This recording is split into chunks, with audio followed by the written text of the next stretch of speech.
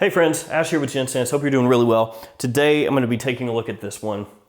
Whoa! From Joop. And this is the Eau de Toilette. There's also an Eau de Parfum Intense version of this for men, and there are ladies flankers as well, but this is the only one that I've smelled so far. This one came out in 2017 and was actually kind of difficult to find in the US until recently, which is unfortunate because the Eau de Parfum Intense version of this still not very easy to find in the US. So I'm going to be on the lookout for that one. If I can ever find it, I'll pick it up and do a video on it. So, like always, I'm going to check out the presentation, show you guys how it looks, and then break this fragrance down a little bit and let you know whether or not you should check this one out. So let's jump into it.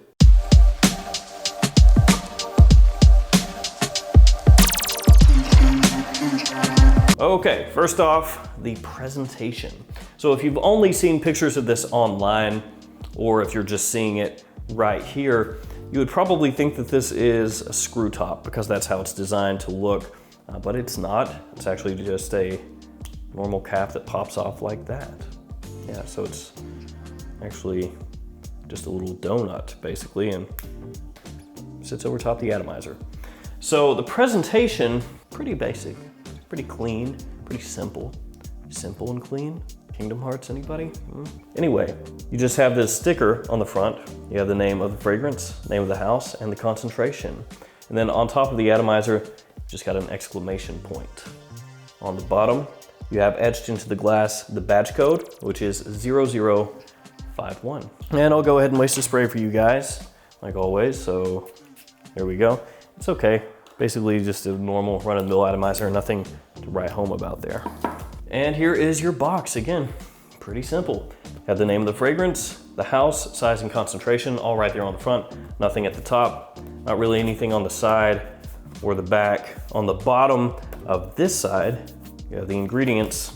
Then on the bottom, your batch code, your barcode. This one I bought from Fragrance X. They were the only ones that had this in stock at the time that I made the purchase. So I'll leave a link in the description to this one at Fragrance X. They still have it in stock as of when I'm filming, and maybe a couple other Joop fragrances. This one ran me, I believe, about 45 bucks. This one I've wanted basically ever since it was announced, but I've been hesitant because when I looked on Fragrantica, there were a good amount of people that were giving it the old thumbs down, saying they disliked it, that it wasn't any good, that it sucked, essentially.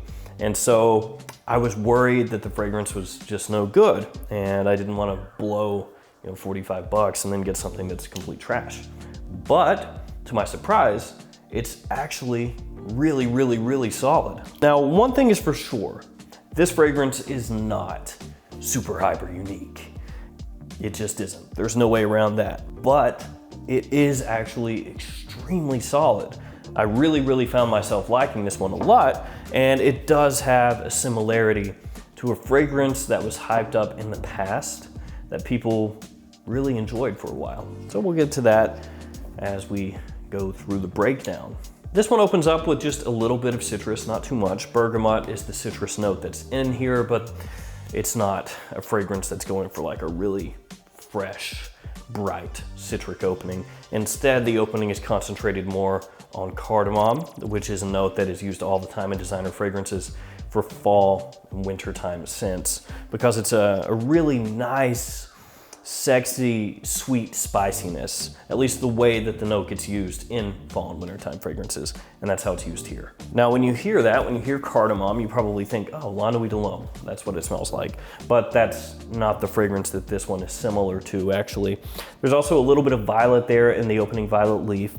As it dries down, it becomes more woody. You get balsam fir and vetiver through the mid. It smells really nice. The cardamom still is gonna be the main thing kind of pushing the scent forward. And as you hit the dry down, you're gonna get some modern cashmere in there. Cashmere just gives this fuzzy, warm kind of feeling to the scent. And there's also vanilla and tonka there in the base. So additional sweetness, which goes a long way as far as compliment pulling designer fragrances go in fall and winter. The fragrance that this one has a similarity to is Carolina Herrera CH Men. Not CH Privé, but CH Men. And for a while, that one got hyped pretty heavily as being just a fantastic, evening compliment pulling fragrance, and it is. It also had a whole lot of talk about reformulation. The original CH Men had a little red ribbon down the front. They reformulated it, took that off, and then it just had the CH logo in the corner, and it was silver, and then they changed it to gold. Like, they've changed that bottle around a few times, and every time it was changed, people were like, oh, the fragrance is weaker. The good old fragrance reformulation talk. Who doesn't get tired of that? I mean, wait, who doesn't love that? That's what I meant to say. Who doesn't love that? So anyway, that one, CH Men, does have a similarity to Wow. Whoa. That being said, not the exact same. This one is gonna focus more on cardamom, a little touch of violet, as I mentioned. As it dries down, you get some woods and some nice warmth and sweetness that comes in from the vanilla and the tonka. And that's really what this concentrates on. So some of the main notes from CH Men, you're not gonna find in here. There's no leather in here, for example. There's no saffron in here. There's no grass note in here. So they're not the exact same. But when you spray this one on, if you're familiar with CH Men, you'll understand what I'm talking about. To be honest with you guys, between the two, at this point, I would rather wear this. And I have actually worn this a number of times since I got it in, and I've really liked it. It's grown on me more each time that I've worn it, which is a great thing. I think that for just a casual sort of fall, wintertime fragrance, if you're just trying to wear something that's sweet, warm, and appealing, this will absolutely get the job done. Maybe for some people it loses points because it's not super unique, but I think that the fragrance itself is really, really nice. In terms of use, I've talked about it a couple times, but fall and winter, and I think you can use it either day or night. Though maybe it trends just a little bit more toward the evening because of those sweet, warm facets as it dries down.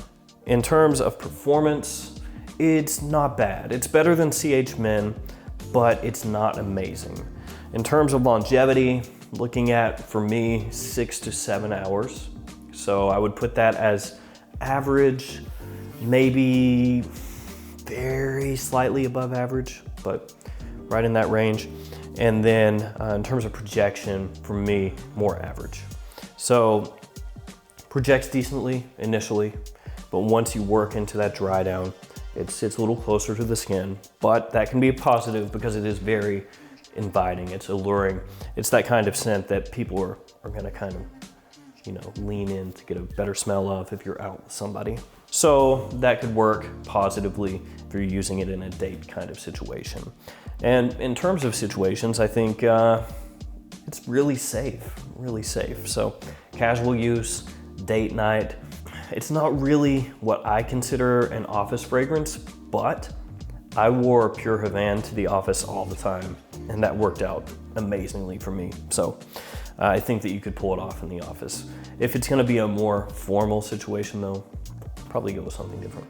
And another thing that I like about this fragrance is while it does have that sweetness, it's not bubblegummy sweet. So a wide age range can pull this one off. Younger guys are gonna like it because of that compliment factor, and older guys can pull it off as well because it's not too cloyingly sweet. For me overall, this one is gonna get a thumbs up. I actually like it a lot. I think it's a little bit maybe underrated, maybe a little bit of a hidden gem to an extent. If you're gonna dock it points for not being super unique, I'm not gonna argue with you there because it does have that similarity to CH Men, but it's still a good fragrance in its own right. As I mentioned earlier, I paid about 45 bucks for it. Don't mind that at all. Don't regret it a bit. I think if you can get it below 40 bucks, you know, in the $30, $35 range, even better. To an extent, Cavalli Uomo La Notte to me is an improvement on the CH Privé DNA. I've talked about that fragrance a number of times on this channel and I think it's fantastic. This one, sort of the same thing except for CH Men. And Carolina Herrera out here just getting their fragrances knocked off. If you see this one and you have the opportunity to try it out, do so. I think you might really like it. All right guys, it's gonna do it for me. It's gonna do it for, whoa, not bad. And I'm gonna be looking for the flanker as soon as I can find it. Thanks for hanging out with me today. Thanks for all your support. Stay safe out there and I'll see you tomorrow with another fragrance video. See you guys later.